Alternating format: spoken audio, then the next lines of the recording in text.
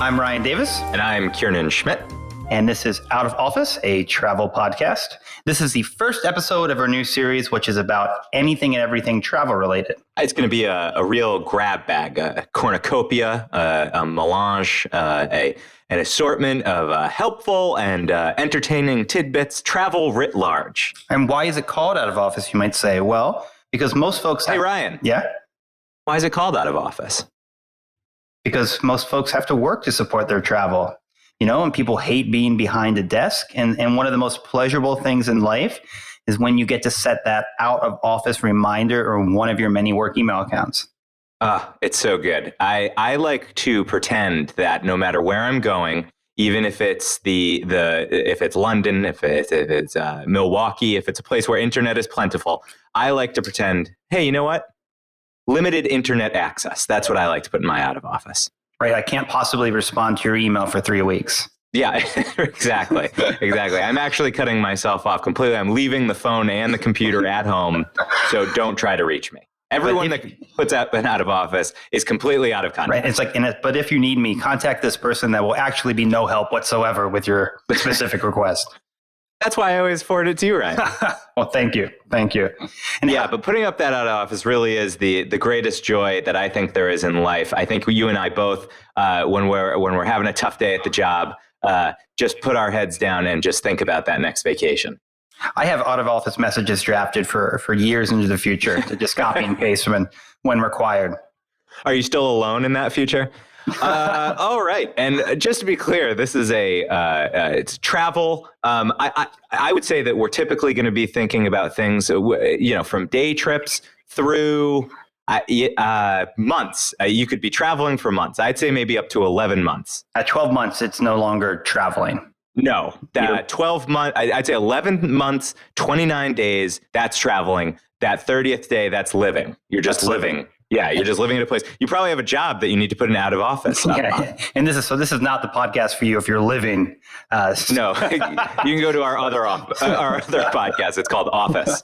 We're going to have all types of episodes. We're going to have practical episodes like how to drive in other countries, how to use GPS without paying for your data plan, what to do if you show up in a country and you forget your visa.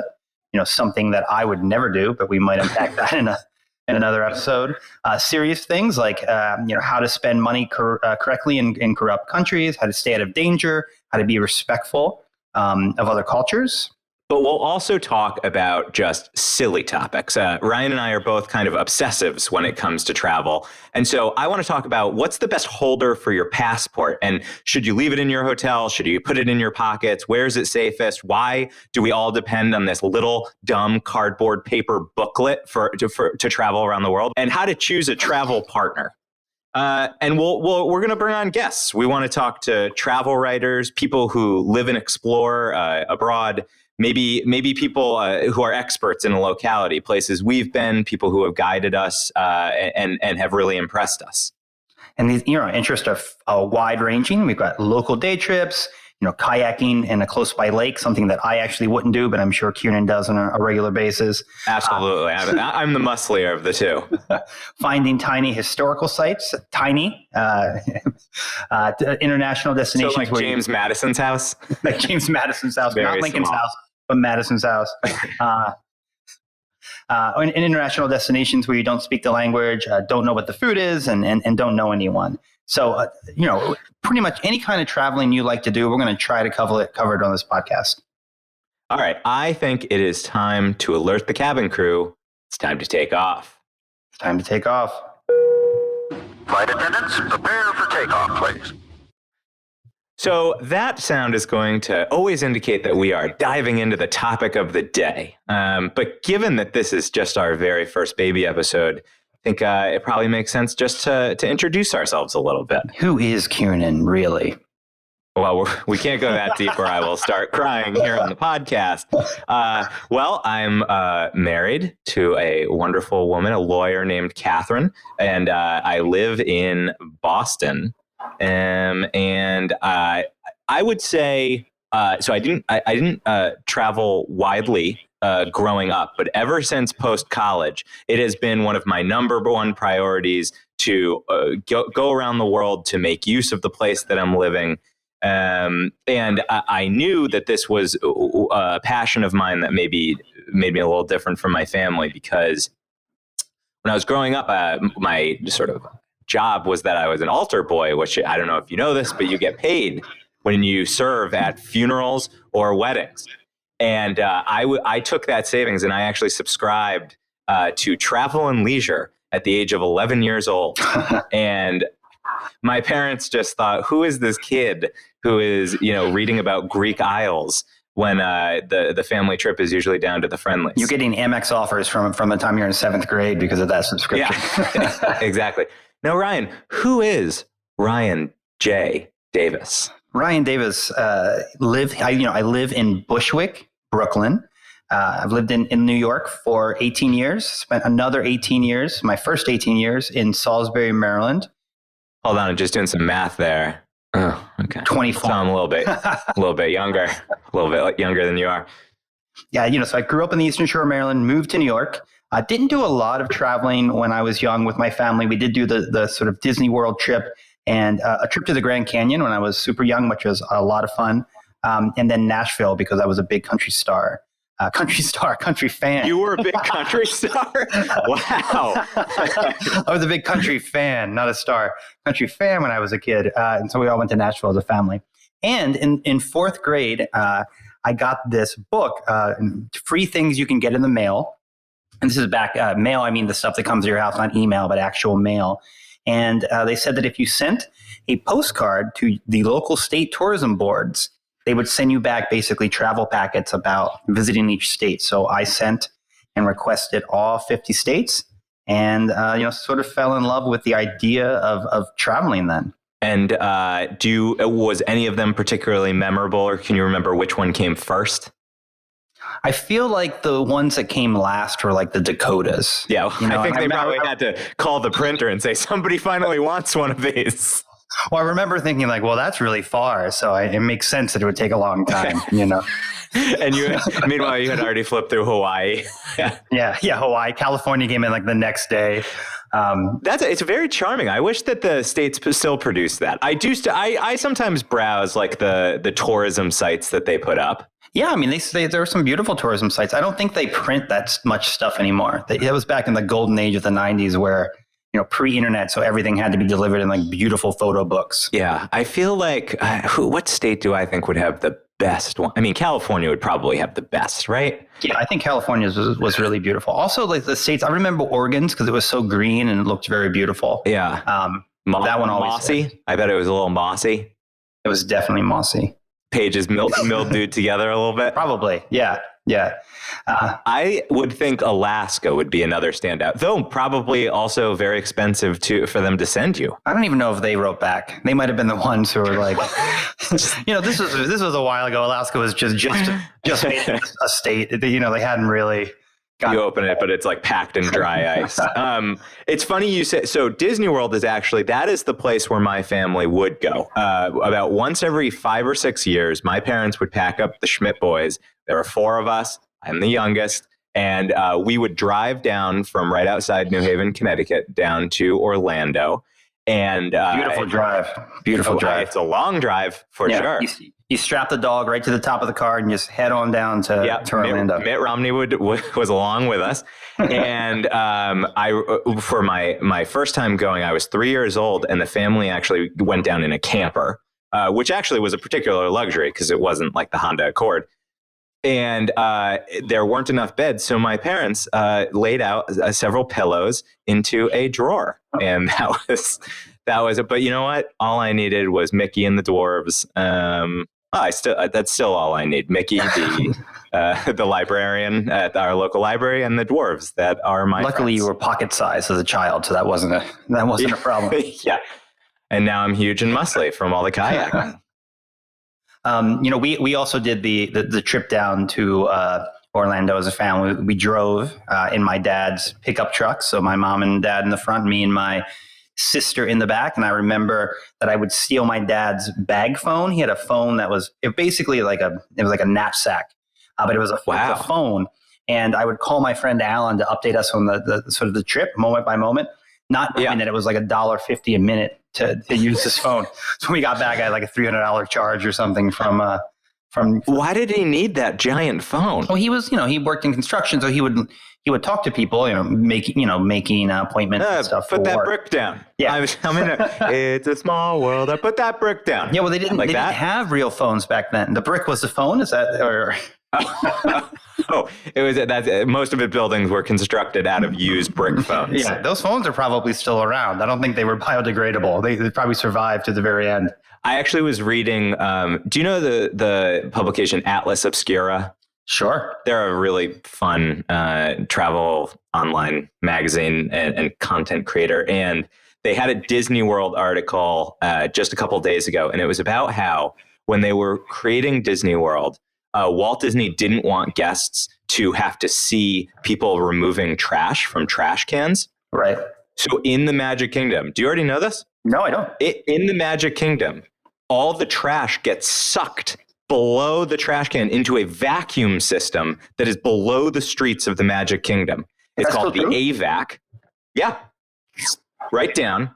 And it was seen as such a model of like the beautiful future that we all had to wait for that Roosevelt Island, right next to Manhattan in New York, actually has an AVAC vacuum trash system. That's incredible. I know. Well, especially because it wasn't Roosevelt Island originally as like a hospital. They put the loonies, right? Yeah, there was a mental hospital there, or was it smallpox? So it probably sucked down a lot of feces in those trash cans at that time. Oh yeah, because Roosevelt Island now is so beautifully clean and pristine. Roosevelt Island's not the worst. You get to go there in those sky buckets. What do they call those? That's true. Yeah. You take the sky ferry or whatever they call it. It's not a sky ferry. Is that? It's a tram or something. I forget. It's definitely not sky buckets, but I can't think of what you'd actually call it. When you were mentioning something at Disneyland, I wanted to go back to one of my favorite little stories. Do you know about all the feral cats who live in Disneyland? No. There are an incredible amount of just feral cats that roam Disneyland and basically eat mice and do what cats do. But there are so many of them, and you can follow them on Instagram at Disneyland Cats, and you can just see all these incredible cats. They're sort of like bodega cats. If you live in New York, you've seen a deli cat or a bodega cat. It's like that, but they get to actually live and work in Disneyland. So it's a good deal. I'm really surprised that Disney lets them stay and do that, that they don't eradicate them, basically. Yeah, I think it would be pretty bad for Disney's brand if they just eradicated 1,000 cats. I think they could. Cruella DeVille would come and just take care of them. Well, they could write a new movie where the premise is that cats have to be driven out of a town, and then they could create a character whose job that is. Yeah, that's a pretty dark. I don't know if you've seen Disney movies lately. They're not usually about eradicating cats. Okay. Well, anyway, that's a weird story, and I'll be keeping an eye out for the cats. I think Disney World's going to be a thing we're probably going to come back to a lot because I really like Disney World. When I was a kid, I really wanted to work in Disney World and just be at Disney World all the time. Well, I can't wait to return. I don't really care for Disney World, so we can have that debate. Outside of these, cats, I love the feral cats. And then my parents wanted us to go for their 40th wedding anniversary, and I was so cool. I was like 20 something, and I just out on the town, living in Manhattan, too cool to go to Disney World. Yeah. And they talked me into it, and let me tell you, the second that those ears hit my head, I was right back to fourth grade. Did you spend like every night rocking out at Pleasure Island, that one bar they have? Yeah, I know what you're referring to. Though they are, I believe, for the first time allowing alcohol in Magic Kingdom. I think I read that. Really? Yeah, well, maybe that's going to revise my whole feeling, all my feelings about Disney. Eventually, they'll come up with one of those hats, and it'll just be circular beer containers that you can suck down, like those beer helmets. I'm one of those people who use Disneyland and Disney World interchangeably, which I know is like a total faux pas. Yeah, I'm not okay with and that. I don't even. Disney World is in Florida, right? And Disneyland, California. Is in California, right. And why is Disney World so huge? It's the entire world. It's because after they built Disneyland, Walt Disney saw all these terrible commercial places built right up to the gates. And he was like, I got to buy, the equivalent of many, many cities. He's like, only my terrible commercial things can be near this gate. All right. Well, with that, I think it might be time for the last stop. The last stop. Ladies and gentlemen, this is the last stop on this train. Everyone, please leave the train. All right. What is the last stop? The last stop is going to be every episode, right at the end of the episode. Ryan and I are each going to take a turn to talk about what we're doing to feed our wanderlust that week. What are we reading? What have we been out doing being a local tourist? Who have we been talking to? What trip are we planning next? Just something that keeps travel alive during that day-to-day hubbub of work and family. What fed our wanderlust? So, Ryan, you want to take it away with your last stop? Yeah, I'd like to talk about Alice in Wonderland for my last stop. It's very fitting. We've been talking about Disney, crazy people, and cats, all which are present in Alice in Wonderland. That is true. And for whatever reason, right now there is an Alice in Wonderland excitement in the air in Brooklyn. We have two immersive. I think that might be marijuana that you're smoking. Not legal here yet, folks. One day. Is that why you've never smoked marijuana? It is why I've abstained. Yeah, it's true. And not unlike the Cheshire Cat, who I think has had a Cheshire. Cheshire. Cheshire. Cheshire. Cheshire. The Cheshire Cat. Cheshire. Cheshire. Cheshire. I don't know how pleasant this is to listen to. You know the character I'm talking about, folks. The one that obviously smokes. And by the way, the character that smokes is the caterpillar, not the Cheshire Cat. Oh, you're right. All right. So what does Alice in Wonderland have to do with travel or tourism, Ryan? So we've got two immersive theater events right now in Brooklyn based around Alice in Wonderland. The first I saw about a week and a half ago. It's called the Mad Hatter's Tea Party. Mm-hmm. And it's basically, they've parked this double-decker bus in Bushwick, Brooklyn, and they've renovated the inside to look like the Mad Hatter's cottage. Like the British buses? Yeah, like the British, like the two double-decker buses you see. Yeah, it's kind of cool. I mean, I don't know if this one runs. It's sort of parked, sure. In the backyard of some barbecue restaurant in Bushwick. And they've renovated it, and they've made the whole top floor the Mad Hatter's, cabin, and you go and you sit around this long table with about 16 people in total, and they sort of feed you cocktails and perform this sort of weird sketch thing. And what characters are present? It's the Mad Hatter, the March Hare, obviously. You've got the March Hare, and you've got the Dormouse. The Dormouse. It doesn't have a name, I think. The Dormouse. That's the most boring character. Is anyone Alice? No, Alice does not make an appearance. The Queen makes a weird vocal appearance. It doesn't really work, Does the immersive experience? Are you forced to pretend that you're somebody? Like, do you have to select? I'm the Flamingo Golf Club. No, you're forced to participate. You have to talk and you have to interact with these characters as if you were in Disney. But at least they're serving you lots of cocktails that bubble and cocktails that. Mostly just dry ice. If you're amused by dry ice, this is the best $60 you can spend. So you're saying it was great? I'm saying it wasn't great. It was not great. Mm-hmm. I'm not really recommending it, but it is the only time I've ever drank on the second floor of a London bus. So if that's what you're looking for. Yeah, that's something. And then the second one is a little more classy. It's called Then She Fell. It's actually been running, I believe, since 2011. Is it about when Hillary Clinton said she didn't have pneumonia and then that video came out of her falling into that van? I believe it's more about when Alice fell down the hole following the White Rabbit. Ah, okay. Got it. The Cheshire Cat's in there somewhere. But so this is that. So this is an immersive theater experience. Then She Fell, also in Bushwick. That is a 2-hour event where you wander the halls of this old mental hospital that is inhabited by characters from Alice in Wonderland. And this is produced by these folks, Third Rail Projects, who have done a bunch of these immersive theater experiences, and this is their most successful. Like I said, it's been running for several years. It's like 15 audience members. You get divided up. You have a lot of like one-on-one interactions. I had a weird one-on-one interaction with Alice where she asked, I was in a room with all these dolls, and she asked me if I'd ever been in love before. I had this weird interaction with. What was your answer to that?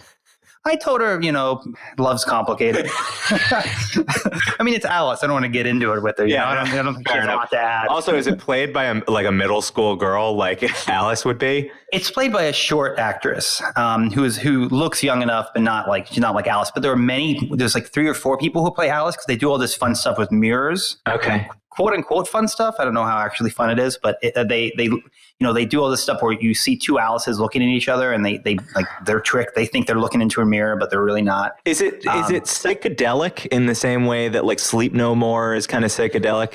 No, I mean, and if you've seen Sleep No More, you will just be infinitely disappointed in this experience. And it costs the exact same amount as Sleep No More. So I would suggest go to Sleep. Yeah. See, I'm really surprised. Like Sleep No More, very cool. For anyone who doesn't know, it's an immersive theater experience, like what Ryan's describing in New York City. It's been running for years and years. Everyone wears a mask, and it's all based on Macbeth. And I feel like that was really the first one to kind of break through with this kind of theater, right? Exactly. And this is sort of a follow of that. And it attempts to be classy. There's some really beautiful design. There's some weird things that happen, but overall unfulfilling experience. And if you're going to do one immersive theater experience in New York, make it Sleep No More. Why was, what was it? She fell. Then she fell. Why was Then She Fell so disappointing? I mean, it sounds funny with these like characters running around, some mirrors. I like mirrors.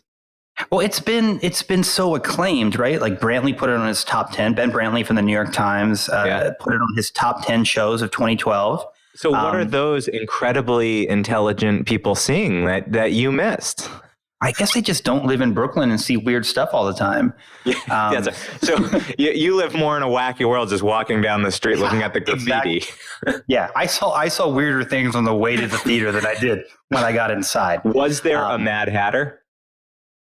There was not a Mad Hatter in this. All right. Now I completely believe you. It's disappointing because Mad Hatter. Yeah. I mean, to me, that's like the fun character. That's who you go for is the Mad Hatter. It doesn't really take place in Alice in Wonderland. It takes place in this mental hospital, and you kind of uncover like Lewis Carroll's obsession with Alice, oh, brother. Which is. I know, right? That I made it less interesting in every description. Also, they do give you drinks throughout the performance to disguise the fact that it's not very interesting. Did it bring in like the sort of pedophilic undertones of that Lewis Carroll relationship? I would say yes. Yeah. I mean, they imply that he may or may not have been in love with this girl. Yeah. Alice. Okay. So it's a much like darker take than just getting drunk on a double-decker bus. Yeah. Neither of these are kid shows. They both involve getting drunk, and one involves Lewis Carroll. All right. So give them the names one more time. The first one is the Mad Hatter's Tea Party, and the second one is Then She Fell. And of course, we'll have links in the show notes. And Ryan Davis says, skip them both. You're being a great local tourist. Thank you. My last stop is that Catherine and I were kayaking on the Charles River here in Boston, just outside Boston. And, we were just trying to make use of the kind of last gasp of summer, the nice weather. And we were going along, and there were a lot of people out that day. And as we were getting further away from sort of urban area, we saw this one man who was sitting stock still in his canoe and in his kayak and looking up into these big trees. And what would be there but 2 bald eagles? And I have to say, I had no idea that there were bald eagles in like New England. Did you know that? I've only seen bald eagles in Alaska. I assume there are bald eagles all over this great country of ours. So Is that not true? Brother. Well, anyway, there are these 2 bald eagles, and I wasn't totally sure. We're not sort of bird experts, but I thought that, well, you laugh, you roll your eyes, but birding is a great reason to travel. I've talked to some people. They literally follow migrations. They plan their trips around migrations. And we will not have many episodes on bird watching, folks, just so you don't get too concerned. Just 5 to 10 episodes a year, all about birding. And sure enough, we came home. Turns out that there is a graveyard right next to the cemetery. I don't know what do you call it? Graveyard makes it sound spooky. It didn't look spooky. Yeah. I think a cemetery is next to a church. Okay, well, I didn't see if there was a church there, so let's just call it a graveyard. Is that really a difference? That's Perfect. interesting. Yeah. All right. So there was a graveyard there, nice, quiet, peaceful, placid place. And apparently these two bald eagles have become local celebrities because they're shacking up right next to the corpses. So I thought that was quite a thrilling and lovely, surprising and wondrous thing for us to come upon when we were just trying to fill a local Saturday. That is beautiful. So I sense that birding is not a passion of yours. So these bald eagles, not very impressive. I like bald eagles. I don't have anything against them. You know who did? Ben Franklin. What did he want? Donald Trump also has a bad experience with the bald eagle. What? Oh, there's like some commercial or something. No, have you ever seen that image where he's standing next to a bald eagle and then it flaps when he had to run away from it? Out. Yeah. What kind of bird do you think Donald Trump would make the national mascot if he could? What is the one that has a little orange hair? It's like an Oreo. Like what is that? You're making a hand gesture. That's good for the people at home. Yeah, well, I was doing that to jog my memory. You were doing kind of like a Woody Woodpecker kind of fin sort of thing. Yeah, maybe like a Woody Woodpecker. I think you'd ask him, what should the national bird be, sir? And he'd be like, a badger. Ben Franklin famously wanted a turkey. A turkey is pretty American. He thought it's American, a noble bird, and so dumb that they drown if they look up in the rainstorm. Turkeys were like thinner and in better shape then. They hadn't been like mutated by our Are we all? Wait, so I need to say a cemetery refers to a burial ground not associated with a church, and a graveyard is typically smaller and associated with a church. So you had it exactly backwards. So I needed to correct that before we got tons of listener mail.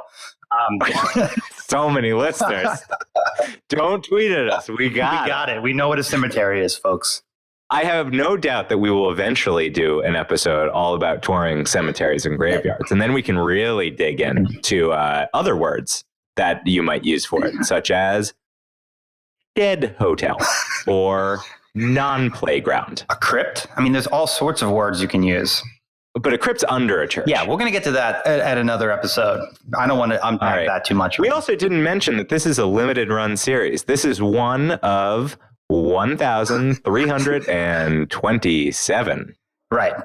And we might, with the possibility of an extension. What do you think? Once a week? Is that what we're aiming for? Twice a week. Let's say twice a week. Twice a week? Once a week. I think once a week. Yeah. I forgot how busy you are.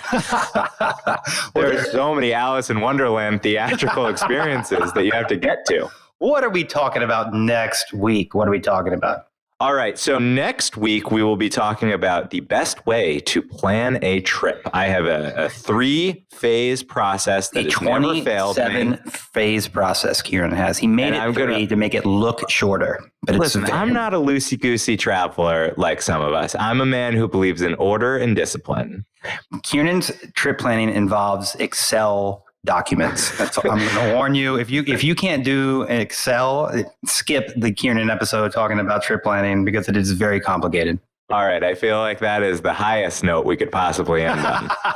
So with that, that's episode 1 of Out of Office, a travel podcast. We'll see you next week. Thanks, folks.